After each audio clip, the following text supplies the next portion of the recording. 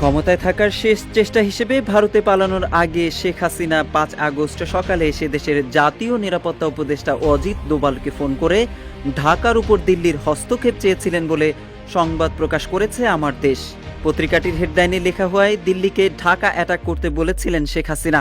প্রতিবেদনে বলা হয়, দিল্লির সহায়তা চাওয়ার আগে শেখ হাসিনা দেশে সামরিক শাসন কিংবা জরুরি অবস্থা জারির চেষ্টা করেও ব্যর্থ হন, কারণ বাংলাদেশের সেনা প্রধান সহ শীর্ষ সামরিক কর্মকর্তারা তার প্রস্তাব নাকচ করে দিয়েছিলেন।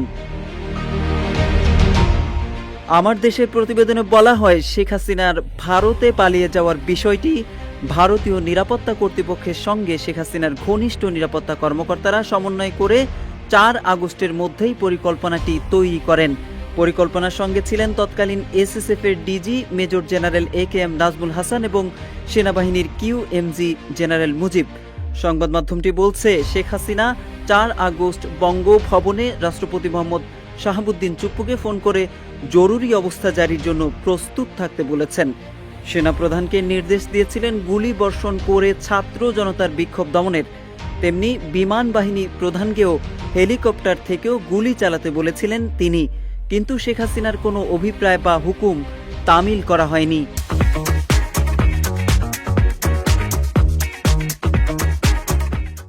পত্রিকাটির বরাতে জানা যায়, শেখ হাসিনাকে ৪৫ মিনিট সময় বেঁধে দেওয়া হয়েছিল দেশ ছাড়তে।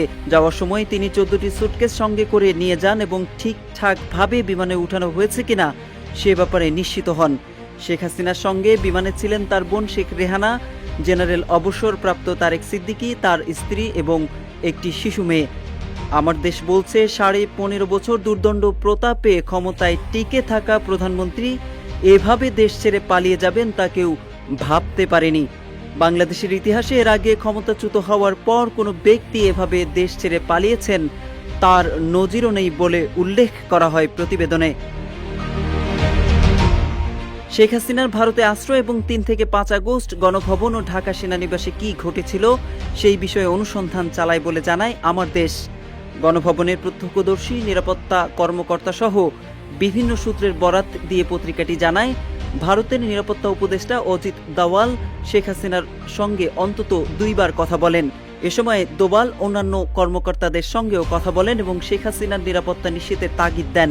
৫ আগস্ট বেলা ১১টার দিকে সেনাপ্রধান ওয়াকারুজ্জামানের সঙ্গে ভারতীয় সেনাপ্রধান টেলিফোনে কথা বলেছিলেন বলেও অনুসন্ধানে জানা গেছে বলে জানায় আমার দেশ।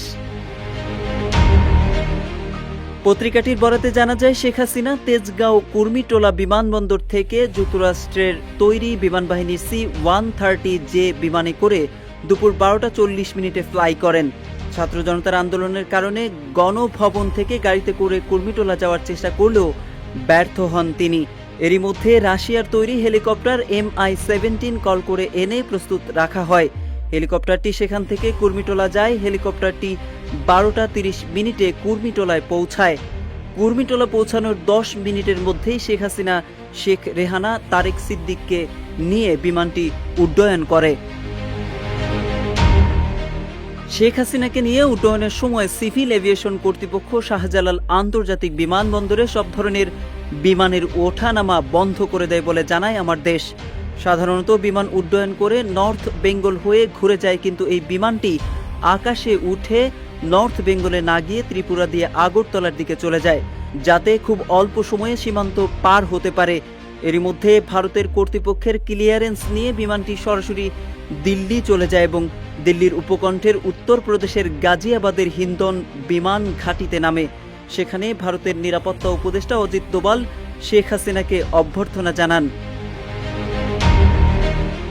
আমার দেশ জানায়, শেখ হাসিনা ভারতে পৌঁছে অজিত দোভালকে ঢাকায় আক্রমণ করতে বলেন। সংবাদ মাধ্যমটি গোয়েন্দা সূত্র উল্লেখ করে বলে, ভারতের নিরাপত্তা উপদেষ্টা অজিত দোভাল এর আগেও দফায় দফায় ঢাকায় এসেছেন। বিশেষ বিমানে করে তিনি আসতেন এবং গণভবনে যেতেন, কিন্তু তার আসা যাওয়ার কথা গোপন রাখা হতো।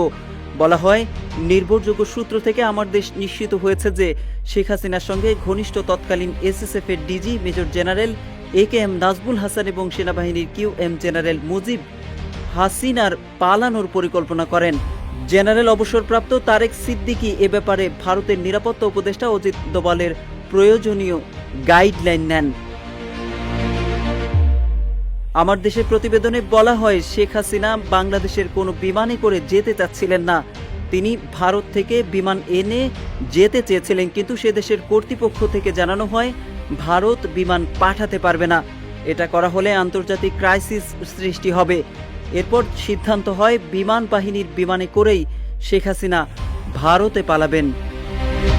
Mohammad Saiful Islam, news desk, Ittefaq.